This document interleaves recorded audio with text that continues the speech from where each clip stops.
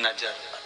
शिव कथा कहती है मेरे देवाधिदेव महादेव के 3 नेत्र हैं और वो 3 नेत्र कोई साधारण से नहीं है। ये 3 नेत्र संपूर्ण ब्रह्मांड के कल्याण के लिए है, संपूर्ण ब्रह्मांड के कल्याण के। भगवान शिव की कथा कहती है अगर मेरे देवाधिदेव महादेव ने ये 3 नेत्र धारण करके रखे हैं तो ये संपूर्ण ब्रह्मांड के कल्याण के लिए धारण करके रखे। केवल मेरे देवाधिदेव महादेव के पास में कोई भी वस्तु है, अगर त्रिशूल है, डमरू है, भस्म है, सर्प है, बिच्छू है, मृगशाला है, गंगा महारानी है, मेरे देवाधिदेव महादेव के पास में अगर कुछ भी सामग्री है, जो भी मेरे बाबा के पास में है, वो केवल मेरे महादेव के हित की ही नहीं है। अगर मेरे महादेव के पास में कोई सामग्री है तो वो संसार के हित की है, संपूर्ण ब्रह्मांड के हित की है। शिव कथा कह रही है, भगवान देवाधिदेव महादेव का चरित्र कह रहा है। ब्रह्मा जी के मन में यह भाव प्रकट हो जाता है, ब्रह्मदेव के मन में यह भाव उत्पन्न हो जाता है, मेरे पिता भगवान और भगवान विष्णु के पिता कौन है, उनको मुझे ज्ञात करना है, उनको मुझे देखना।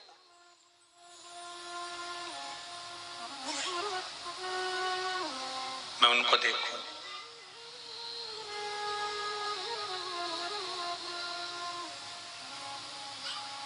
और उनको देखने की ललकता, उनको देखने का जो भाव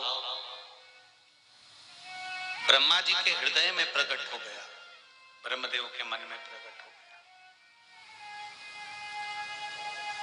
और ब्रह्मा जी के मन में जब भाव प्रकट हुआ तो ब्रह्मदेव भगवान नारायण के पास में जाकर खड़े हो गए और भगवान विष्णु से जाकर प्रार्थना करने लगे कि मुझे मेरे पिता का नाम भी ज्ञात में है, मुझे मेरे पिता का स्मरण भी है, पर मैं मेरे नारायण के पिता का स्मरण नहीं कर पा रहा हूं, मैं भगवान विष्णु के पिता का स्मरण नहीं कर पा रहा।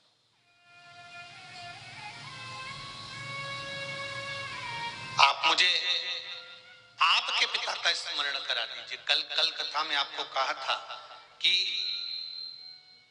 अगर हमको अपना पुराना कुछ क्रम देखना हो तो तहसील में जाना पड़ता है, और अगर हमारे पूर्वजों का क्रम देखना हो तो हमें वेद और पुराणों को उठाना पड़ता है। पर ब्रह्मा जी वेद और पुराण नहीं उठा रहे हैं। ब्रह्मा जी जिन वेद और पुराण की रचना करने वाले हैं, ब्रह्मदेव उन भगवान नारायण के पास में जाकर खड़े होकर पूछते हैं कि आपके पिता का स्मरण मुझे करा दीजिए, आपके पिता कौन है। भगवान शिव का वर्णन भगवान विष्णु ने कई बार ब्रह्मदेव से कहा, कई बार भगवान नारायण भगवान ब्रह्मदेव से, कई बार भगवान शंकर का गुणगान करते रहे, पर भी उनके चित्त वृत्ति में यह भाव प्रकट नहीं हो पाया।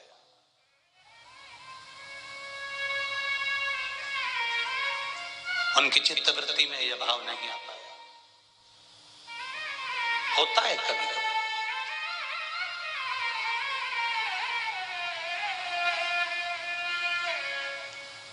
एक व्यक्ति को अगर कोई व्यक्ति समझा रहा है, व्यक्ति को अगर कोई व्यक्ति ज्ञान समझ में नहीं आता, कब समझ में आएगा?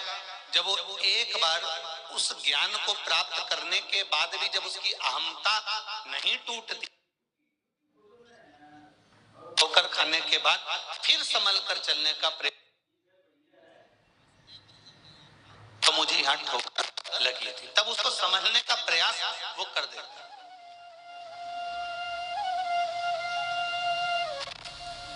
एक बात पहले कही आप लोगों को, आज फिर कह रहे हैं। चलने वाला व्यक्ति जब ठोकर लगती है तो 2 चीजें उसके स्मरण में आती है कि रास्ता कैसा है, और दूसरा उसके स्मरण में आता है कि मुझे संभालने वाले हाथ कितने हैं जो मुझे संभाल सकते हैं। ये उसको ठोकर लगते समय स्मरण में आ जाता है। ब्रह्मा जी भगवान ब्रह्मदेव भगवान विष्णु से कह रहे हैं मुझे आपके पिता का स्मरण करा दीजिए, मुझे आपके पिता का दर्शन करा दीजिए। भगवान विष्णु ने कहा चलिए। एक सुंदर पर्वत के नजदीक में पहुंचे और उस पर्वत को भगवान नारायण और भगवान ब्रह्मदेव दोनों घुमा रहे हैं, दोनों घुमा रहे हैं।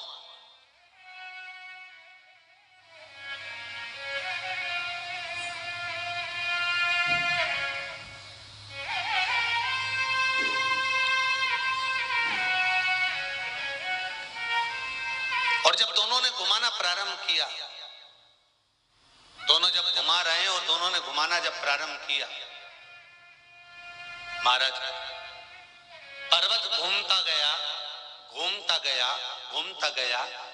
जैसे एक पंखा 1 नंबर की स्पीड पर चलता है तो उसकी पंखड़ियां नजर आती है, 2 नंबर की स्पीड पर पंखा चलता है तो उसकी पंखड़ियां नजर आती है, 3 नंबर की स्पीड पर पंखा चलता है तो उसकी पंखड़ियां नजर आती है, 4 नंबर की स्पीड पर पंखा चलता है तो भी उसकी पंखड़ियां नजर आती है।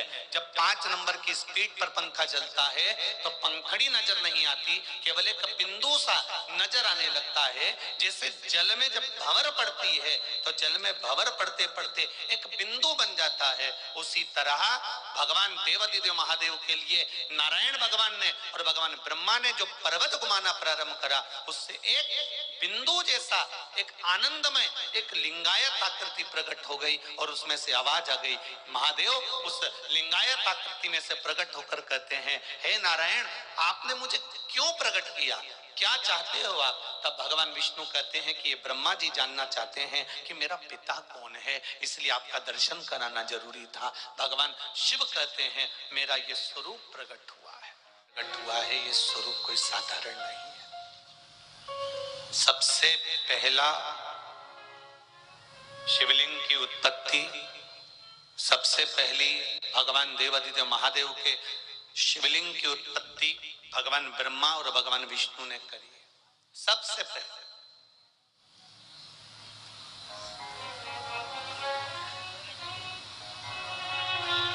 भगवान ब्रह्मा और भगवान विष्णु प्रकट करे, और जिस शिवलिंग को भगवान ब्रह्मा और भगवान विष्णु ने प्रकट करा वो शिवलिंग कोई साधारण नहीं है।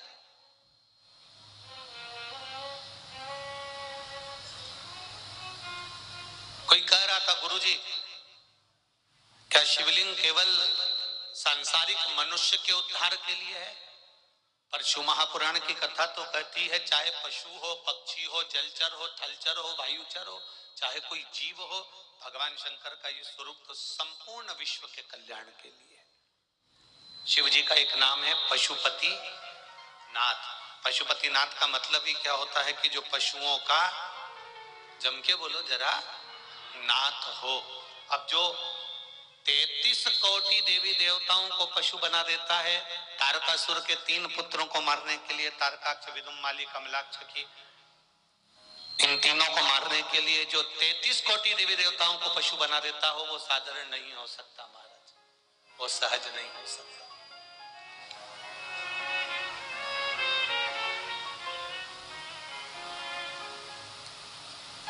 वो सरल नहीं हो सकता।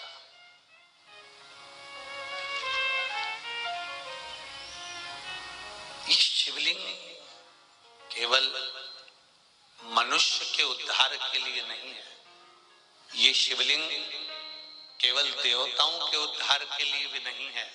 ये शिवलिंग चाहे पशु हो, पक्षी हो, जानवर हो, जलचर हो, थलचर हो, वायुचर हो, सबके उद्धार। एक कितनी सुंदर कथा हमारे यहाँ स्कंद पुराण में आती है, करकोट सर्प के लिए।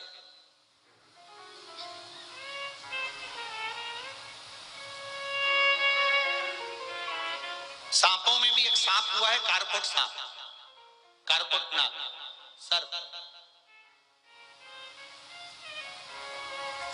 जब जन्मेजय सर्प यज्ञ करने लगे, थोड़ा ध्यान देना, थोड़ी कथा कारकोट सर्प की है, आपके स्मरण में बैठेगी जरूर, ये पक्का है। जन्मेजय सर्प यज्ञ कर रहे हैं, सर्पों की आहुतियां दे रहे हैं, और सर्प यज्ञ कर रहे हैं, सर्पों की आहुतियां दे रहे हैं। तब कारकोट सांप नाग उसको मालूम पड़ा कि सर्प यज्ञ में सबकी आहुतियां जा रही हैं और सर्पों को अग्नि में डाला जा रहा है, सर्पों को यज्ञ में डाला जा रहा है, आहुतियां दी जा रही है, सांपों को पकड़ पकड़ कर इन आहुतियों में दिया जा रहा है और सर्प जलकर भस्म होते चले जा रहे हैं। कारकोट को जब मालूम पड़ा तब कारकोट सांप भागा और भागकर सीधे वन में पहुंच गया।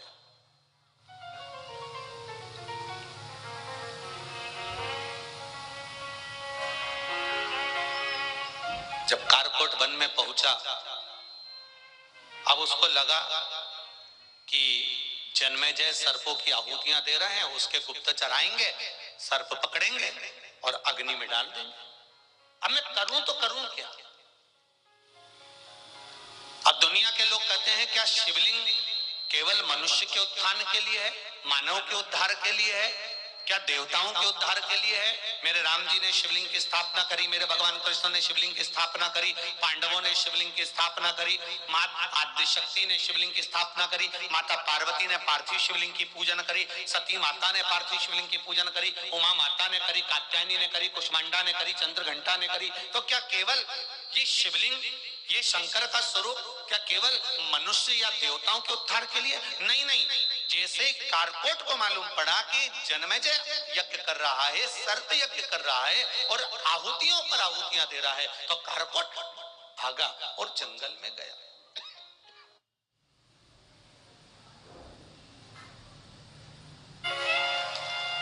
कारकोट भागा और जंगल में गया।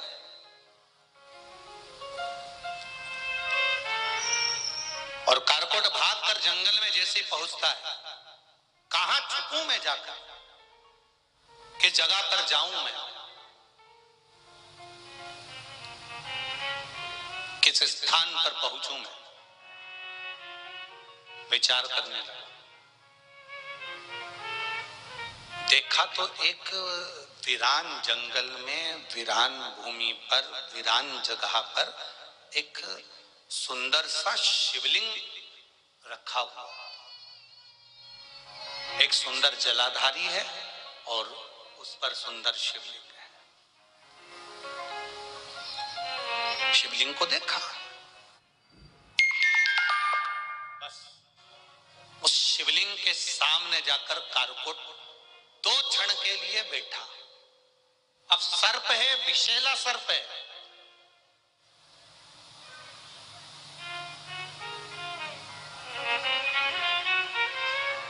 और कोई साधारण सा सर्प नहीं है, ये बड़ा भयंकर विषैला सर्प। इसका काम क्या है? कहा दूसरे सर्प यदि किसी को डसते हैं तो उसके प्राण चले जाते हैं, वो मर जाता है।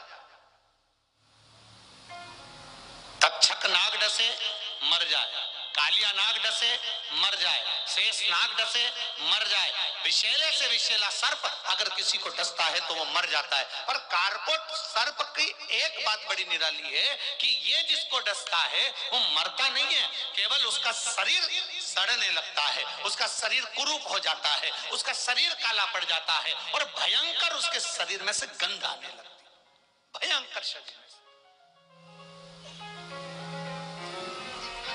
ये शरीर बेकार हो जाता है, सड़ने लगता है, बेकार, काला पड़ जाता है, बेकार हो जाता है।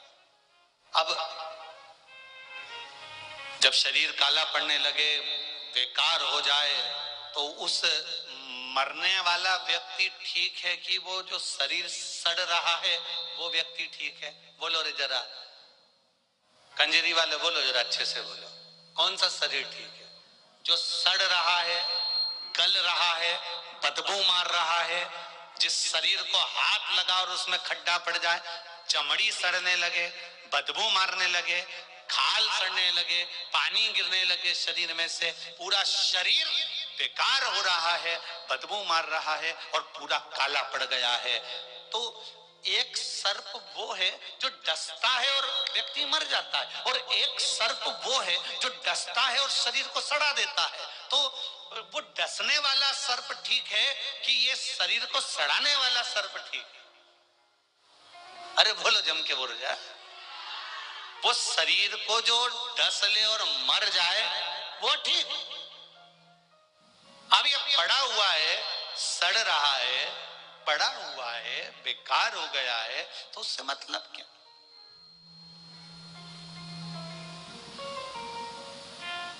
दो आशीर्वाद होते हैं, दो सर्प से समझिएगा जरा दो आशीर्वाद।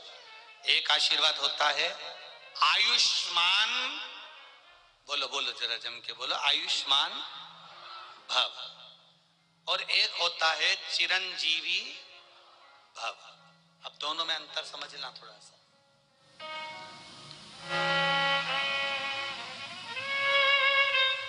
आयुष्मान भव में क्या है? तुम्हारी भगवान खूब खूब लंबी आयु करे।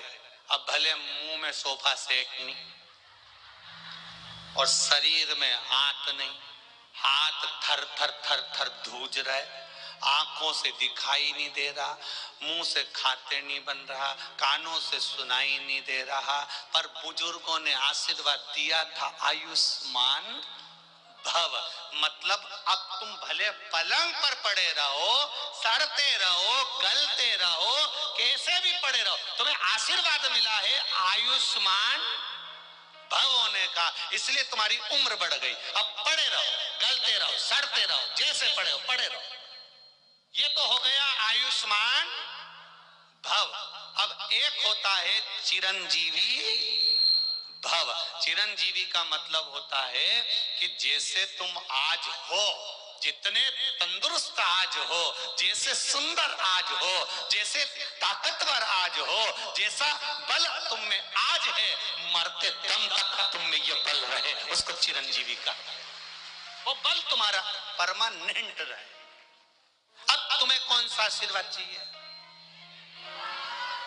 नहीं नहीं, तुम तो ले आयुष, तो ले, उसमें कोई दिक्कत वाली बात नहीं है, तुम्हारे को जो बल मिल जाए। आयुष्मान, तुम्हें कितनी खुशी होती है, कोई ने सास ने कहा बेटा आयुष्मान भव, बहू खुश हो गई, सास के लिए गर्म चाय ला कर दे दी कि चलो सास ने आयुष्मान भव होने का बोला। पर जरा विचार तो करो, आयुष्मान भव होने में केवल उम्र बढ़ रही है, केवल उम्र बढ़ रही है, उसमें तुम्हारा बल नहीं बढ़ रहा, उसमें तुम्हारी युवानी अवस्था नहीं बढ़ रही, उसमें तुम्हारा आनंद सुख नहीं बढ़ रहा, उसमें केवल तुम्हारा बढ़ रहा है तो उम्र बढ़ रही है। आप मरने वाले थे 80 साल में, ज्यादा से ज्यादा 90 में मरोगे। अब 90 में मरोगे तो पड़े हुए हो, 80 के बाद में तुम्हारा जो जीवन चल रहा है, 90 के बाद जीवन चल रहा है, 100 के बाद जीवन चल रहा है, तो वह बस केवल आयुष्मान होने का जो तुम्हें आशीर्वाद मिला उसके बल पर तुम पड़े हुए। पर चिरंजीवी भव, चिरंजीवी का मतलब है जैसे आज हो तुम, जैसे सुंदर तुम आज दिख रहे हो, जैसे तुम आज नजर आ रहे हो, जैसा बल तुम में आज है, जैसी एनर्जी तुम में आज है, जैसा विल पावर तुम में आज है, जैसी प्रबलता तुम में आज है।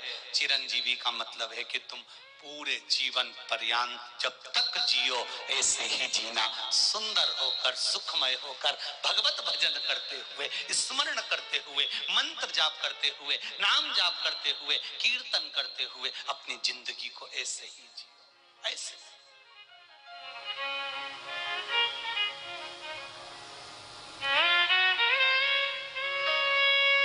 चिरजीवी ऐसे ही रहना। अब दो सांप हैं, एक विषैला सांप जो डसे तो मर जाए, और एक कारकोट सांप डसे तो सड़ जाए, शरीर सड़ जाए।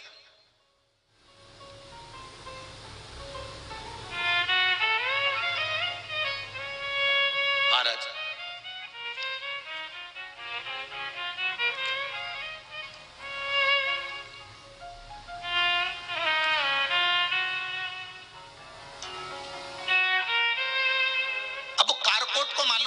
जन्मे जय ने यज्ञ रखा है, सब मर रहे हैं, सांपों की आहुतियां दी जा रही है, सांप समाप्त हो रहे हैं, सबको जलाया जा रहा है।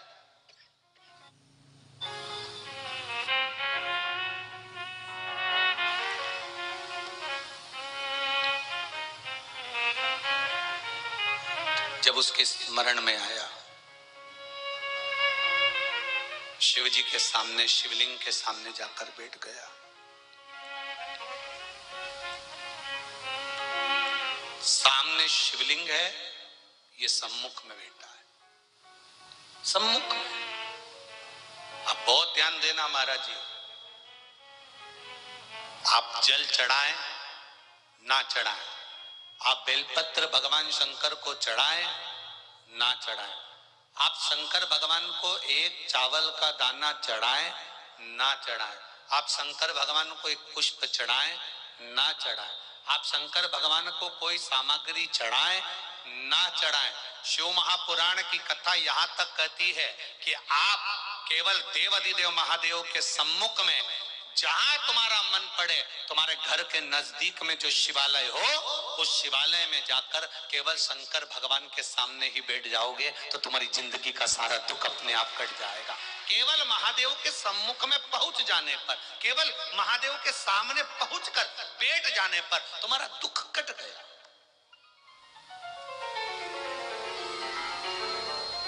कट गया।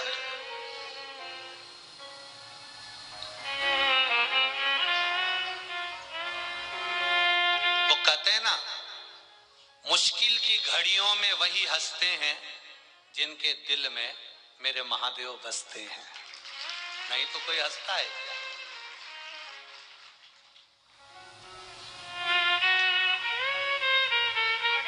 दुख है संसार में आने के बाद ऐसा कोई नहीं जन्मा जिसके जीवन में कष्ट नहीं आया।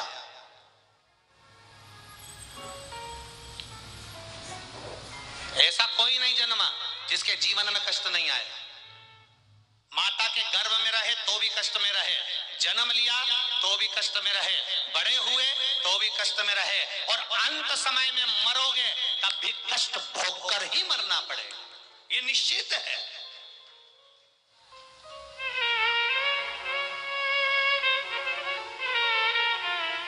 अब इससे बच तो सकते नहीं। एक बार एक महिला का, एक माता का एक पुत्र मर गया, और एक पुत्र, इकलौता पुत्र था, इकलौता, और इकलौता पुत्र उस महिला का मर गया। रो रही है महिला, आंख में से आंसू बह रहा है और नैनों से जल बहते बहते वो महिला रोती रोती वो महिला गौतम बुद्ध के पास पहुंच गई, और गौतम बुद्ध के पास जाकर उस महिला ने कहा, बाबा ओ बाबा, बाबा ओ बाबा, मामा ओ बाबा, ए संत जी, ए साधु जी, ए गुरुजन, मेरा बेटा मर गया है बाबा, मेरा बेटा जीवित कर दीजिए, मेरे बेटे को बचा दीजिए, मेरा बेटा वापिस जीवित हो जाए बाबा, ऐसी कृपा कर दीजिए। गौतम बुद्ध ने कहा, ये हो नहीं सकता।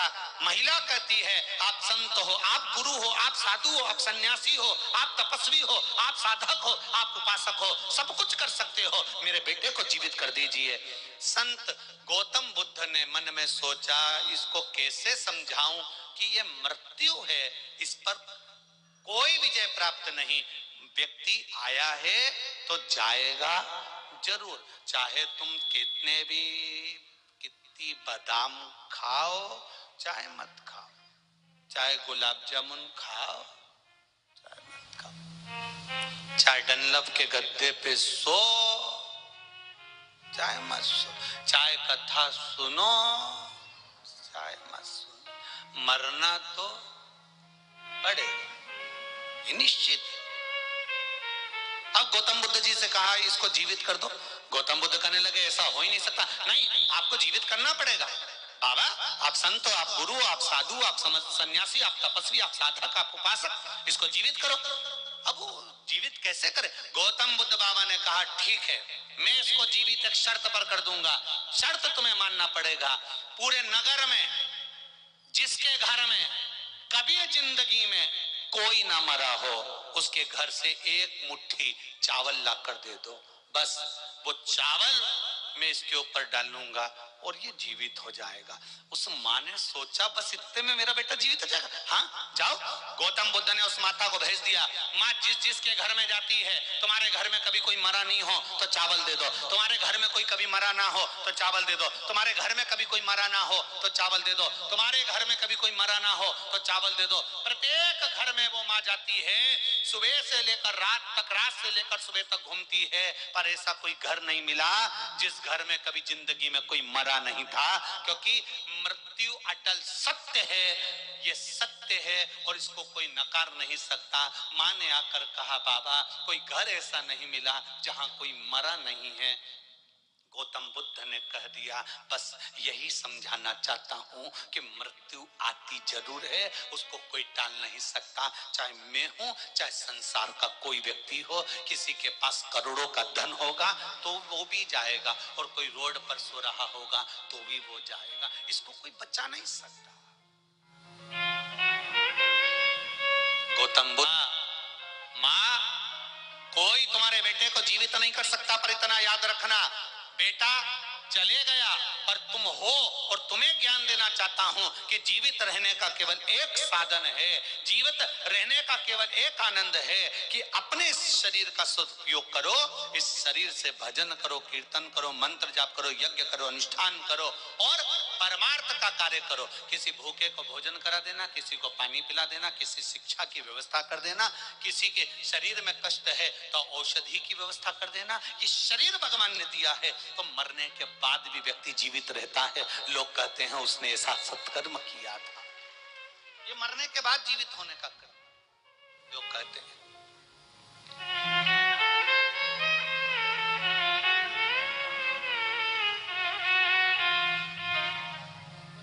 करो भजन,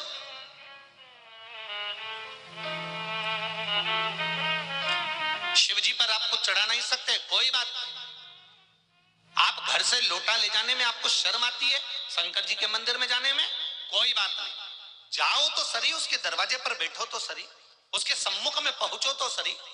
सारी समस्या का हल एक लोटा जल, आप उसके सम्मुख में जाओ, उसके सामने पहुंचो, उसके सम्मुख में पहुंचो, मात्र उसके सामने जाकर बैठ जाओ। जैसे कारकोट नाग, कारकोट सर्प शंकर भगवान के शिवलिंग के सम्मुख में जाकर बैठ जाता है और केवल उसके सामने बैठा है। कारकोट ने एक शब्द नहीं कहा, कारकोट ने कोई पुकारा नहीं भगवान को, महादेव को आवाज नहीं लगाई कारकोट ने। कारकोट केवल शिव के सामने जाकर बैठा हुआ था, सम्मुख में बैठा हुआ था, सामने देख रहा था। उतनी देर में तो मेरे देवादिदेव महादेव जो सामने आ जाता है, उसके सामने महादेव भी प्रकट हो जाता है। मेरा महादेव प्रकट हो गया, मेरा शिव सम्मुख में आ गया, मेरा शंकर उनके सामने आ गया।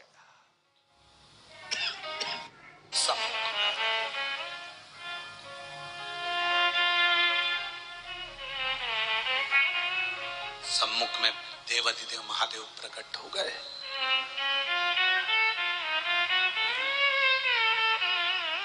कारकोट महादेव को देख रहे हैं, महादेव कारकोट को देख रहे हैं।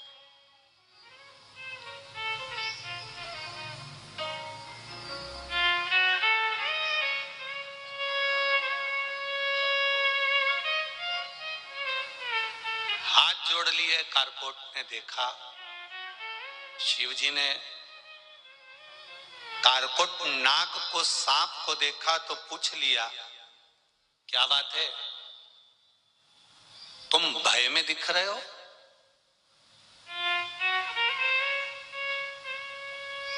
तुम्हें भय है किसी चीज का? तुम भय में दिख रहे हो, तुम्हारे चेहरे पर भय नजर आ रहा है, तुम्हारा चेहरा भय में है, तुम्हें भय नजर आ रहा है। कारकोट कहते हैं कि जन्मेजय ने सर्प यज्ञ रखा है और सर्प यज्ञ में आहुतियां दे रहा है।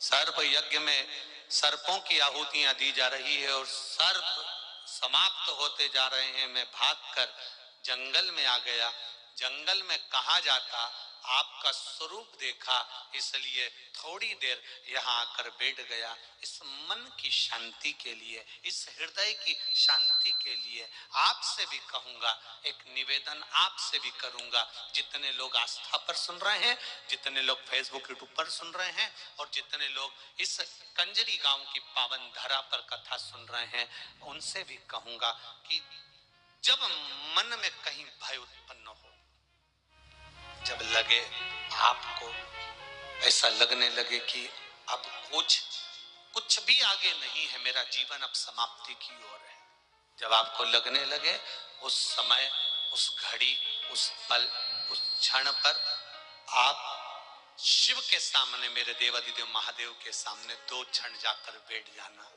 बस बैठोगे उतनी देर में बाबा महादेव स्वयं आपके दुख को हरण कर ले। बैठ जाओ उसके पास, उसके नजदीक जाकर।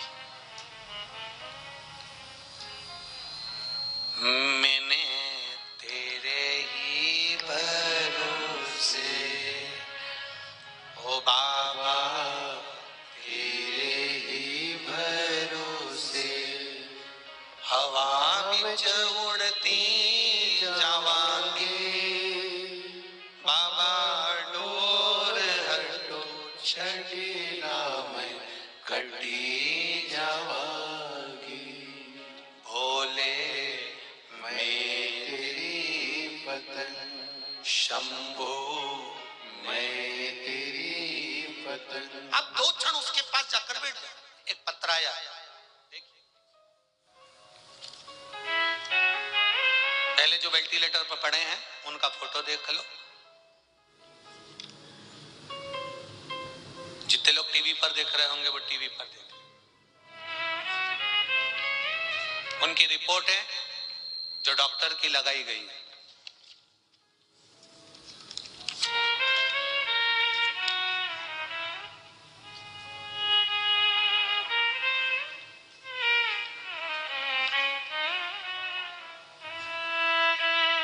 ज्योति मंडोरा सूरत से हैं। कहीं बैठी हो तो हाथ हिलाइएगा। आप ही हैं? दोनों हाथ हिला दो ऐसे। श्री शिवाय नमस्तुभ्यम। एक बार फिर से हाथ हिला दीजिए। हर हर महादेव। मेरा नाम ज्योति मंडोरा। गुरुजी आपसे क्या कहें, बड़ौदा के दूसरे दिन की कथा चल रही थी।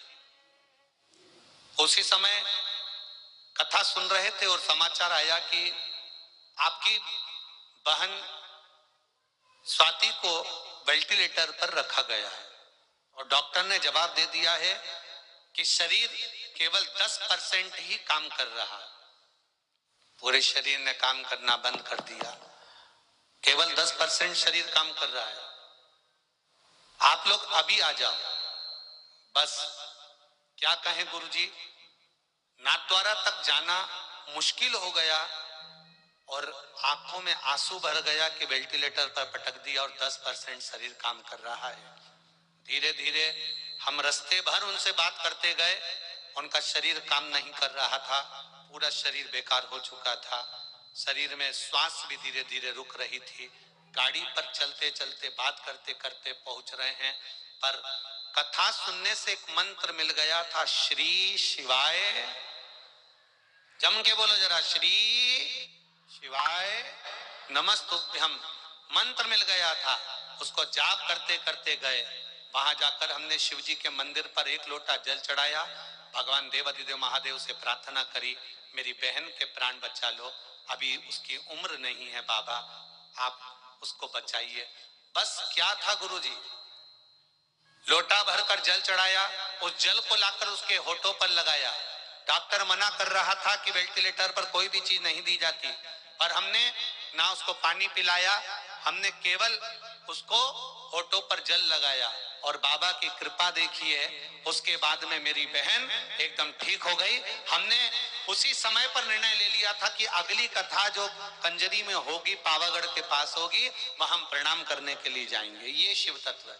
अब ठीक है बाबू, श्री शिवाय नमस्तुभ्यम। बैठिए। हर हर महादेव। शिव तत्व है शंकर ओ घड़ी।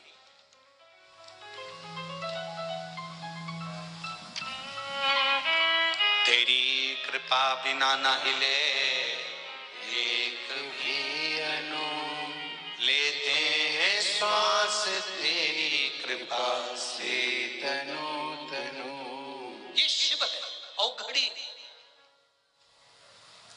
उसकी करुणा बड़ी प्रबल, उसकी दया बड़ी। एक पत्र और है, देखिए।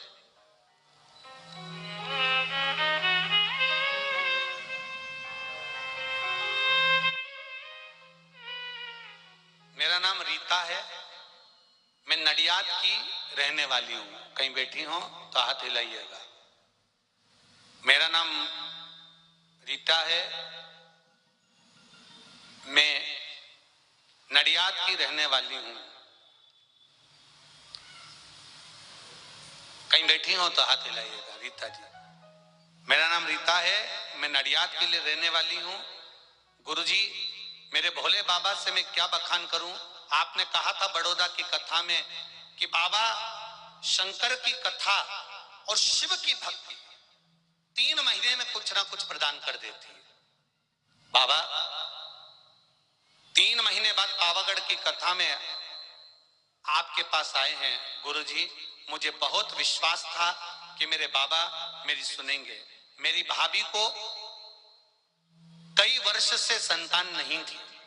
गुरुदेव, संतान का सुख नहीं था। उन्होंने डॉक्टरों को दिखाया, इलाज करवाया, पर संतान का सुख नहीं था। तब बड़ौदा की कथा में हमने बाबा से प्रार्थना करी थी, बाबा हम जल चढ़ाएंगे, पानी भाभी को देंगे, आप उनको संतान दीजिएगा। बाबा की कृपा से मैं यहाँ प्रणाम करने आई हूँ, क्योंकि मेरी भाभी का गर्भ ठहर गया है। ये शिव तत्व है, ये शंकर औषधि है। उसकी कृपा, उसकी दया, उसकी उदारता, ये हमें सुख प्रदान करती है।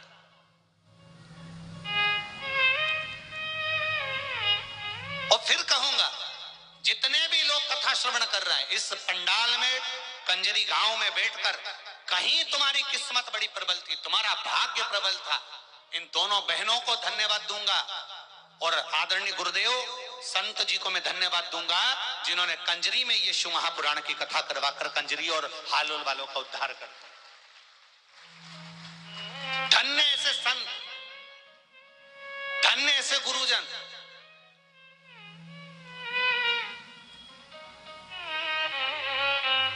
ये बहनों का तो मन हो गया था कि कथा कहीं पर भी हो पर हो जाए, भले वो सीहोर हो पर हो जाए।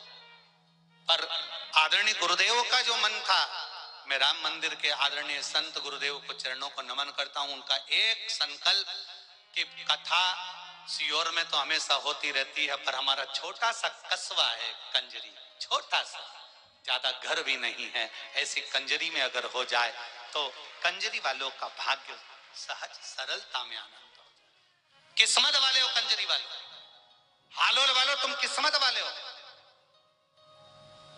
कि संत इस गंगा को मोड़कर कंजरी तक लेकर आ गए और उसमें तुमने 2 गोता लगा लिया, उसमें तुमने डुबकी लगा। ये तुम्हारा भाग्य, ये तुम्हारे आनंद था। और ये कोई दूसरा नहीं कर सकता, ये संत ही कर सकते, संत के सिवा कोई नहीं। भाग्य। अब ये आपकी किस्मत, आपका भाग्य कि आप कितना ग्रहण कर रहे हो। पर इतना विश्वास जरूर रखना कि कथा सुनने के बाद में 3 महीना लिख कर रखना और अगले 3 महीने में तुम अगले पंडाल में मिलोगे, निश्चित है। बाबा ऐसी कृपा करता है, करता है कृपा, उसकी करुणा ही ऐसी।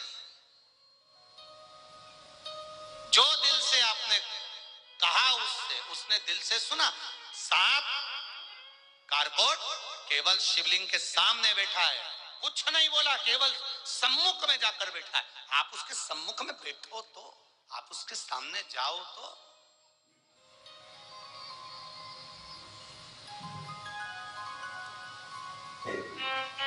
आप पहुंचो उसके सामने।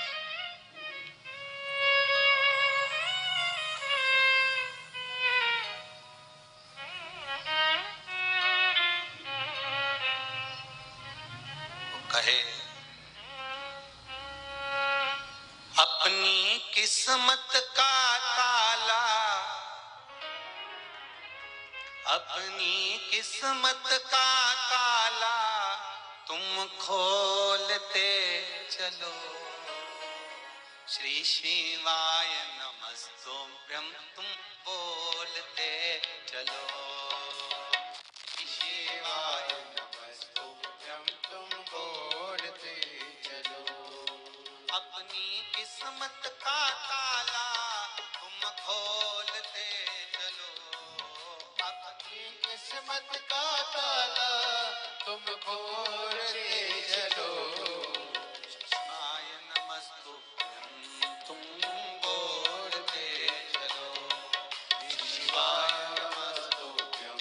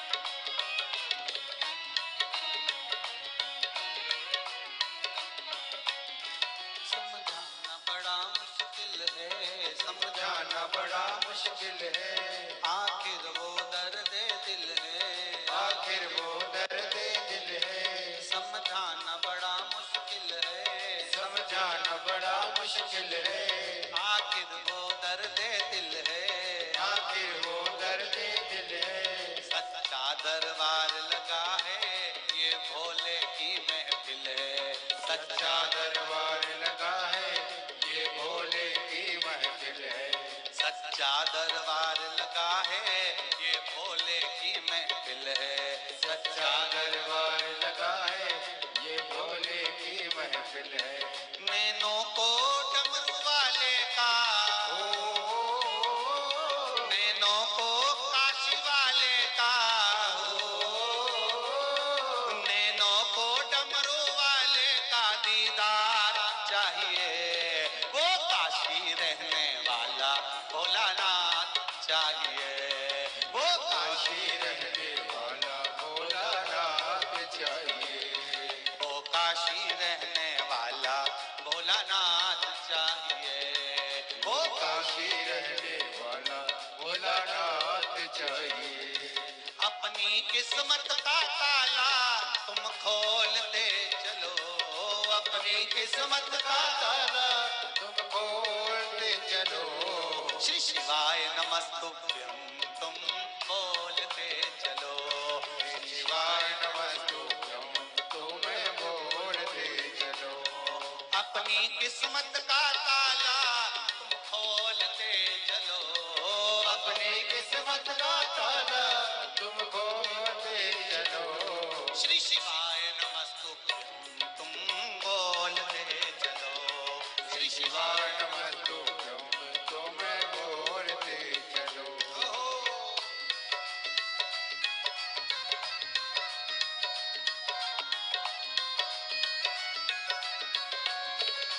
बोले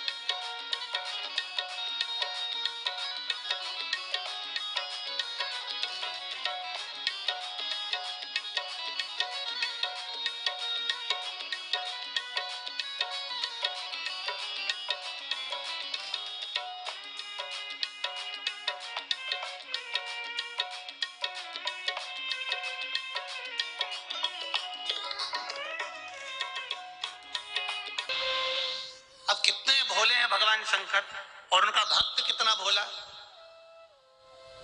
एक आहुक नाम का भील था जिसका नाम था आहुक, उसकी धर्म पत्नी का नाम था आहुका। अब दोनों का नाम का स्मरण कर ले आप। भील का नाम क्या है, बोलो बोलो जम के, आहुक, और उसकी धर्म पत्नी का नाम आहुका। दोनों भील हैं, वन में विचरण करने वाले, मृगा करने वाले, जीवों को मारने वाले, वंचर करने वाले और आराम से अपनी जीविका को जीने वाले। उनके घर में कोई नहीं है, ना बच्चे हैं, ना माता पिता है, ना कोई परिवार है, ना कोई कुटुंब है। बस दोनों झोपड़ा बनाकर वन में दोनों भील रहते, दोनों भील और भीलनी रह रहे,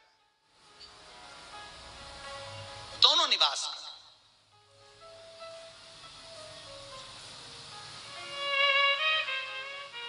अब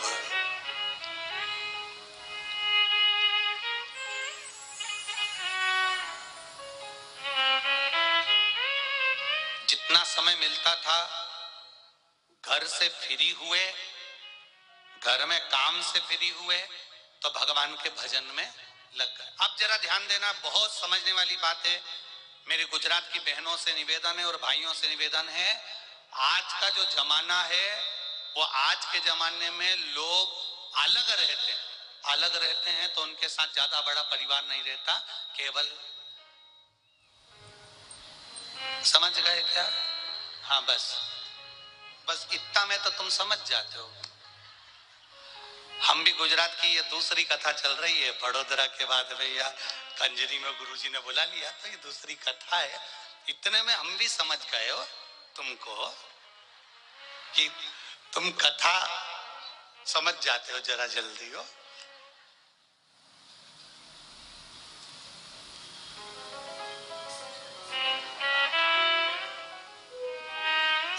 कोई कह रहा है छत्तीसगढ़ कथा करे तो महाराष्ट्र कथा करते हो, वहां कथा करते हो, वहां कथा करते हो, तो वहां तुम एक बात को 3-4 बार कहते हो, और या गुजरात में कथा करते हो तो एक बात को एक ही बार कहते हो। हमने कहा यहाँ के लोग जरा जल्दी समझ जाते हैं, क्योंकि यहाँ जो माताएं वस्त्र धारण करती है तो ऐसा करके, और वो बाल भी अच्छा जूड़ा वूड़ा बना के और बढ़िया बैठती है। अब हमारे उधर थोड़ा सा ऐसे बैठते हैं तो वो अंदर घुसते घुसते थोड़ा समय लगता है। अब यहाँ घुसने में देरी नहीं लगती है, एकदम सट से अंदर चले जाए तो तुरंत इनको बैठ जाए, तुरंत एक ही बार में। अब फिर वही बात आ गई, केम छो, अब मतलब समझ में आ गया। अब शिव कथा करी, दोनों निवास कर रहे हैं। अब समझने वाली बात यह है कि भील और भिलनी दोनों साथ में रह रहे हैं। रहने के बाद परिवार का जब काम हो जाता है, फ्री हो जाते हैं, शंकर भगवान के मंदिर पहुंच जाते हैं, शिवलिंग का स्मरण करते हैं, शंकर का अनुमोदन करते हैं, शिव तत्व को जानते हैं, दोनों भगवान शंकर की पूजन में लग जाते हैं। अब इनके पास पूजन का कोई सामान नहीं है, पत्तियां वृक्ष की तोड़ी, शिव का श्रृंगार कर दिया, कहीं से जल भर कर लाए, शंकर का स्नान कर दिया, थोड़ा सा जल लाए, शिव मंदिर को साफ कर दिया। आपको पहले भी कथा में कहा, कुछ नहीं कर सकते तो शिव मंदिर में जाकर वहां का निर्माल्य उठाकर विसर्जन में रख दो, ज्यादा ना बने तो मंदिर की सफाई कर दो। एक पत्र आया है, सुनिए।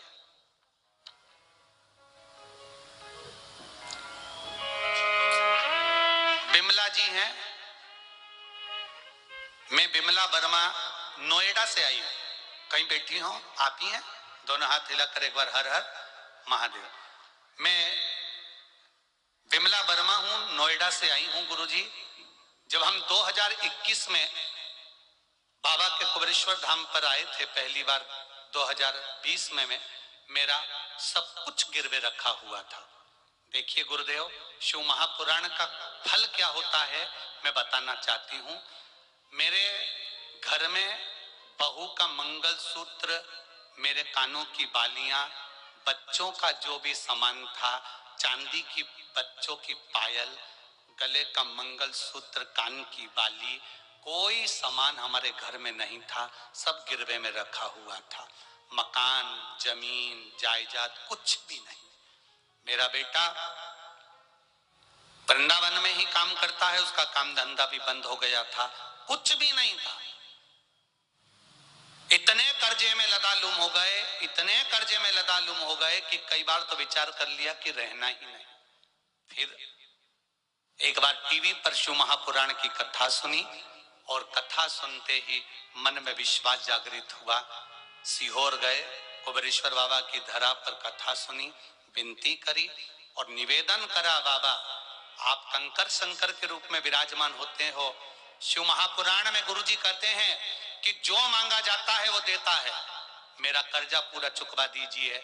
घर में मंगल सूत्र तक मेरे गले में पहनने के लिए नहीं, मेरी बहू के गले में भी मंगल सूत्र पहनने को नहीं, कान में बाली नहीं। सब हंसते हैं बाबा।